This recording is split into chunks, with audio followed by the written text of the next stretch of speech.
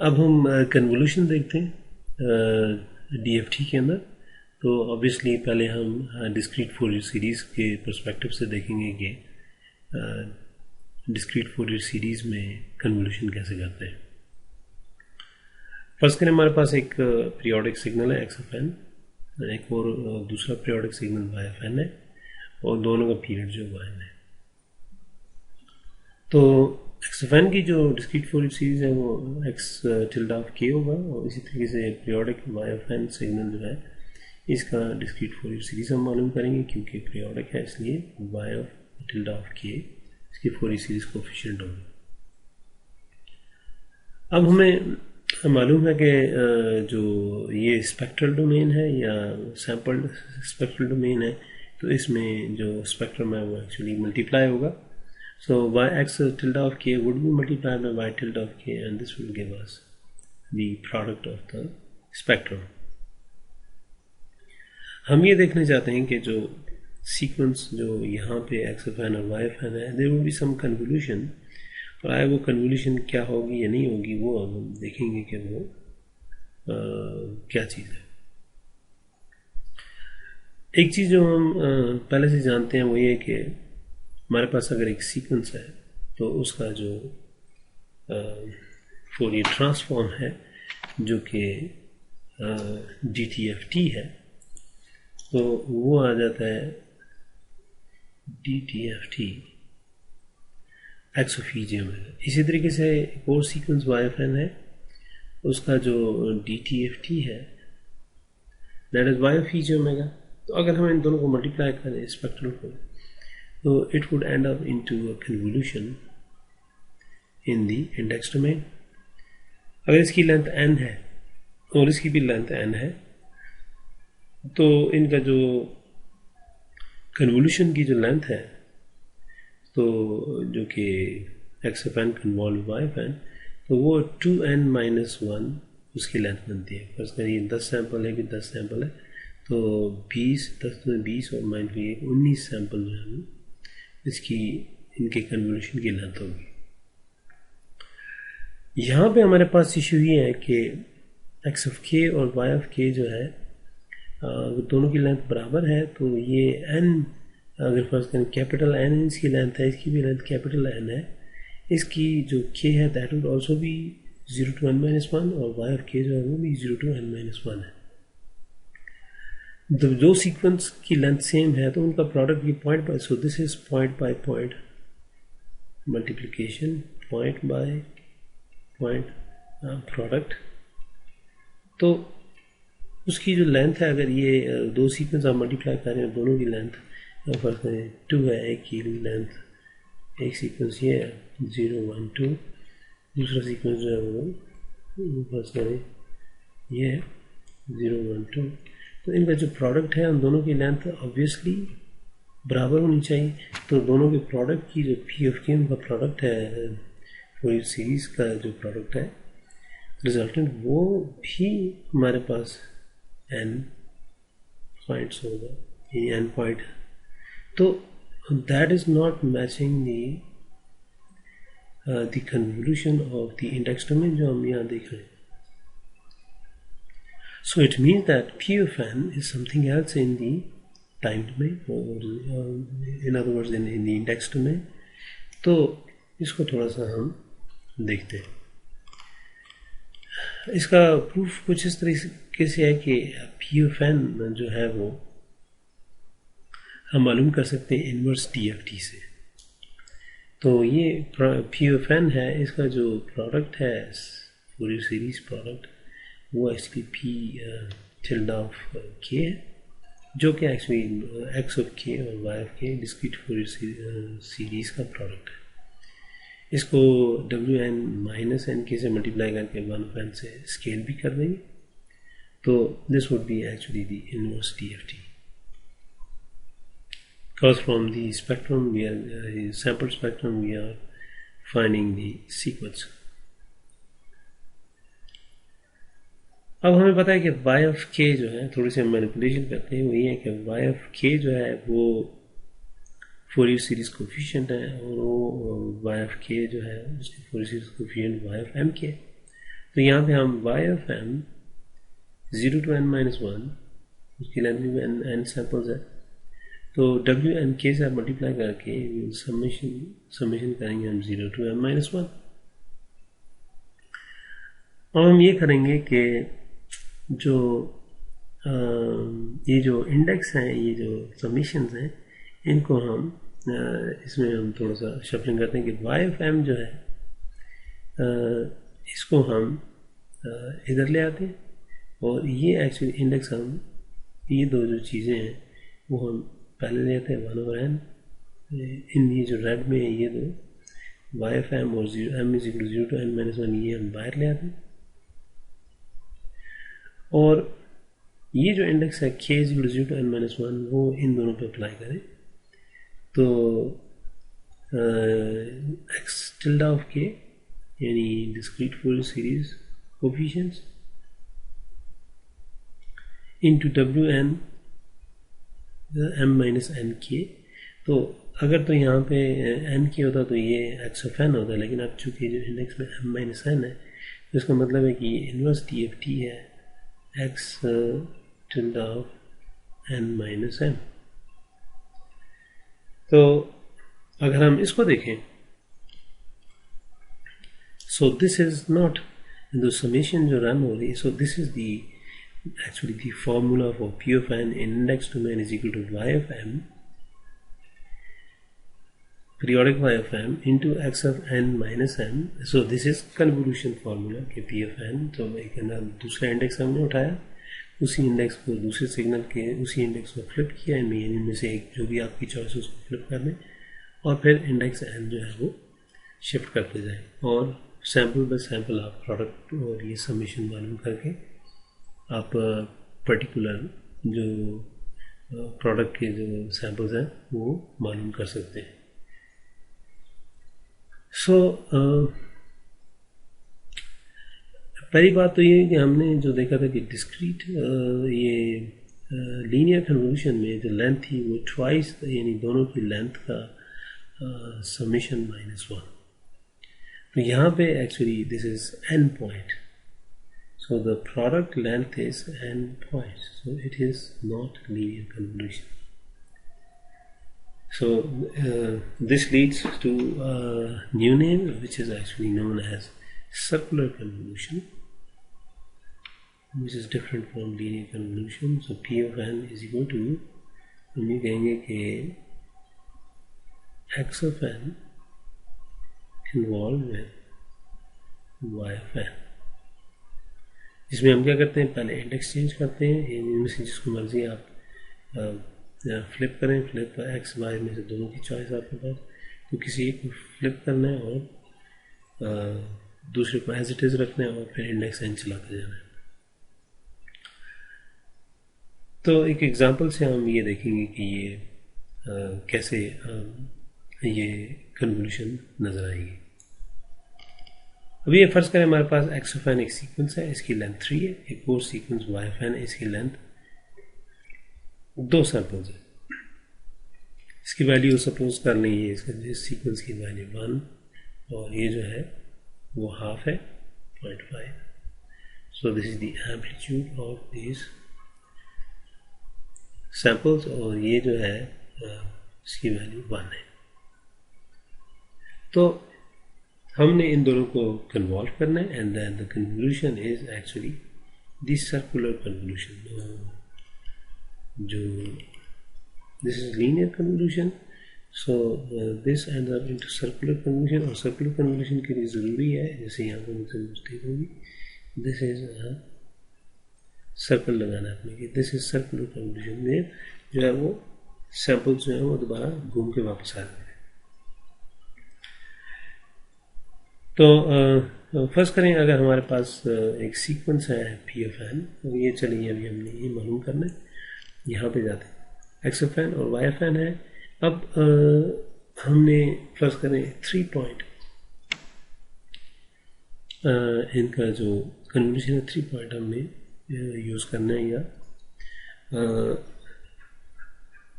n capital N is equal to 3। तो वो अगर हम देखें तो इसकी लेंथ 3 सैम्पल्स है, इसकी लेंथ 2 सैम्पल्स है, तो हम क्या करेंगे, दोनों की लेंथ को बराबर करने के लिए ये YFN है उसमें हम क्या करेंगे, 0 पैडिंग कर देंगे, इसमें हम एक 0 ऐड कर देंगे. So this will be done at this point. So 1 sample 0 जाएगा.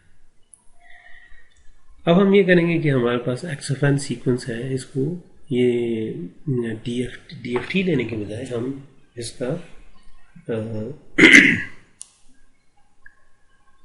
पीरियोडिक एक्सटेंशन करते हैं. XFN है, इसकी पीरियोडिक एक्सटेंशन, इसी को बार बार आप रिपीट करते जाए लेफ्ट एंड राइट. सो 0 1 2, ये 1 1 हाफ, फिर ये 1 1 हाफ, तो ये पीरियोडिक एक्सटेंशन होगी XFN. तो ये 1 1 0 है, तो आप देख सकते हैं इसी को पीरियोडिक एक्सटेंशन की 1 1 0 1 1 0 1 1 0, तो ऑब्वियसली यहाँ पे 0 1 1 पीछे जाएगा. तो अब हमने इसको कन्वॉल्व करना है, तो इसका कन्वोल्यूशन जो है वो सर्कुलर कन्वोल्यूशन है. PFN is actually XFN circularly convolved with YFN with 3 point. Convolution is 3 points, so n is equal to 3. So DFT is actually 3 points. तो PFN जो है, इस कन्वोल्यूशन को हम समेशन में चेंज कर सकते हैं बाय चेंजिंग द इंडेक्स. फिलहाल दोनों इंडेक्स जो है वो they are both as a function of n. तो जो फॉर्मूला ये कहता है कि x of n convolve with YFN is equal to x of m, जिसको शिफ्ट करना हमने उसको y of माइनस m, और फिर हम एंड इंडेक्स साथ लगा देंगे, n माइनस m हो जाएगा, और इसको 0 to n माइनस 1, सो 0 से 3 माइनस 1 2, 0 से लेकर 2 तक हमने इसको समेशन करनी है. तो अब अगर हम देखें तो यहाँ पे PFN is equal to this thing. तो अब हम इसको ग्राफिकली बनाते हैं. जो मेन हमारा सिग्नल था, एक्चुअली इसकी पीरियोडिक एक्सटेंशन की थी, उसको मैंने येलो से हाईलाइट कर दी उन सैंपल्स को, और ये आगे पीरियोडिक एक्सटेंशन है. और पहला काम हमने ये करना है कि इंडेक्स चेंज करना है, XFM लेना है. दूसरा काम ये कि हमने YFM जो एक्चुअली यहाँ पे मैंने दोबारा प्लॉट किया, इसको फ्लिप करना है. YFM माइनस m और n एक्चुअली 0 रख दूँ तो देखते हैं अभी हम क्या होता है. सो YFM ये है, तो मैंने पीरियोडिक, और YF माइनस m क्या होगा, एक्चुअली जो पॉजिटिव इंडेक्स की जो सीक्वेंस है वो नेगेटिव पे चले जाएंगे, और नेगेटिव के पॉजिटिव, इसका मतलब है कि mirror image around the Y axis. तो 0 0 पे ही रहेगा. ये जो 1 पे इंडेक्स है, इंडेक्स 1 पे जो वैल्यूज 1 है वो अब इधर चली जाएगी. तो ये आप देख रहे हैं यहाँ से शिफ्ट इधर आ गया, और यहाँ पे जो वैल्यू 0 थी वो मिरर इमेज यहाँ पे उसका 0 है. सिमिलरली पीछे जो है वो इससे एक इंडेक्स पीछे चले जाए, तो -2 की बात है. -2 पे एक्चुअली ये 1 था, तो वो +2 पे एक्चुअली 0 था. तो ये फ्लिप कर दें तो ये इधर 0 हो जाएगा, यहाँ 0 हो गया, और ये उधर चला जाएगा 1 हो जाएगा, तो ये 1 है. So this also tells us the period. So 1 1 sorry -1 0, और ये 1 हो गया. इसी तरीके से आप 0 1 2 को में पे फोकस करके आप बता सकते हैं कि यहाँ पे जो फ्लिपिंग है, ऐसे जो सीक्वेंस बन रहा है अब मेन वो 0, जिसका एम्पलीट्यूड 1 0 1 है. तो 1 0 1 आप रेपिटेशन करते जाए लेफ्ट एंड राइट. तो अब ये इस वक्त यानी इन दोनों को अगर आप मल्टीप्लाई करें तो आपके पास ये जो इन दोनों को आप मल्टीप्लाई करें, सो वो हमने यहाँ पे देख सकते हैं. अगर हम इंडेक्स n 0 डालें, इसका मतलब P of 0 is equal to m 0 2 YFM. यहाँ पे 0 था तो x of माइनस m. इसका मतलब है कि YFM और x of माइनस m को पॉइंट बाय पॉइंट मल्टीप्लाई करके तमाम सैंपल्स को सम कर दें. ये देखो 1 into 1 plus 0 into 1 plus 1 into half. तो ये actually this ends up into 1.5. अब ये कह रहा है कि पी ऑफ 1 मालूम करना हो तो आपने m is to x of m y of यहाँ पे this actually tells us that this one, ये जो 1 है, so this one है। अब y माइनस m को आप 1 यूनिट राइट शिफ्ट करेंगे तो ये y माइनस m है, इसको राइट शिफ्ट करूँ तो ये इधर चला जाएगा तो 0 पे 1, फिर 1 पे भी 1 और ये राइट पे चला 1 1 0। तो अब ये 1 1 0 1 1 0 1 1 0 और लेफ्ट साइड पे 0 और पीछे 2 1। तो अब 1 माइनस m है, इसमें जो 0 1 2 इंडेक्स है और 0 1 2 index point by point multiply करें, बाकी ऑब्वियसली सारे यही होंगे क्योंकि ये पीरियोडिक सिग्नल है। तो ये बन जाता है 1 इंटू 1 1 इंटू 1 और half into 0। So 1 1 1 1 half into 0, this ends up into 2। अब मैं y ऑफ p ऑफ 2 मालूम करने के लिए I will substitute n is equal to 2। तो जहां से n नजर आएगा 2, यहाँ पे 2 लग गया और यहाँ पे 2 लग गया, ये 2 हो गया और ये 2, they will follow each other. So इसका मतलब है कि पहले मैं ये सिग्नल ड्रॉ कर लूँ तो 1 माइनस m को मैं फिर दाएं शिफ्ट करूँ तो इसका मतलब है कि 2 और 1 पे 1 और पीछे 0 0 1 1। सो 0 पे 0 1 1 0 1 1 0 1 1 और इसी तरह से पीछे भी आप इसको एक्सटेंड कर सकते हैं। लेकिन चूंकि हमारा जो फोकस है वो एक्चुअली इस केस में ये 0 1 1 वाला है, ये 0 1 2 के जो सीक्वेंस है जिनकी वैल्यू 0 1 1 है उनमें है। तो अब अगर हम पॉइंट बाय पॉइंट मल्टीप्लाई करें, 0 पे 1 है और यहाँ पे 0 पे 0, तो 0 into 1 is actually 0, 1 into 1 plus 3.5 है, ये 1 है तो 1 इंटू हाफ, तो ये 1 टोटल जो है ये 1.5 बन जाता है। तो ये जो पीरियोडिक सीक्वेंस था 1 1.5 1, तो अब यही जो है चूंकि ये पीरियोडिक है तो राइट लेफ्ट आप शिफ्ट कर दे तो this is the convolution of circular convolution of the periodic signal. लेकिन अगर हमने DFT मालूम करना है तो DFT is only the if we discard the fundamental period के अलावा जो कुछ है वो डिस्कार्ड कर दें, इसके अलावा जो कुछ भी है इसे यहाँ पे कर दिया, रेपिटेशन खत्म कर दी। So this is actually the DFT। So this is the DFT of finite duration signal and this is the DFS which is for periodic signals, and this is for a periodic signal या finite duration signal उसका spectrum जो है वो ये है, it's DFT, यानी उसका DTFT का जो सैम्पल वर्जन है वो ये है। और वो फोरियर सीरीज से उसका क्या ताल्लुक है, फोरियर सीरीज में हम जो फोरियर सीरीज कोएफिशिएंट मालूम करेंगे PFN, तो वो जो है उसका हम सिर्फ फंडामेंटल पीरियड उठा लें तो दैट इज एक्चुअली DFT और finite duration signal, and this is the discrete Fourier series of actually infinite duration signal. तो ये जो एग्जांपल है ये हमें ये बताती है कि फोरियर सीरीज जो है, फोरियर सीरीज यानी जो किस तरीके से सर्कुलर कन्वोल्यूशन की जो प्रॉपर्टी है उसको हम इस्तेमाल कर सकते हैं to find the DFT of two convolved sequence.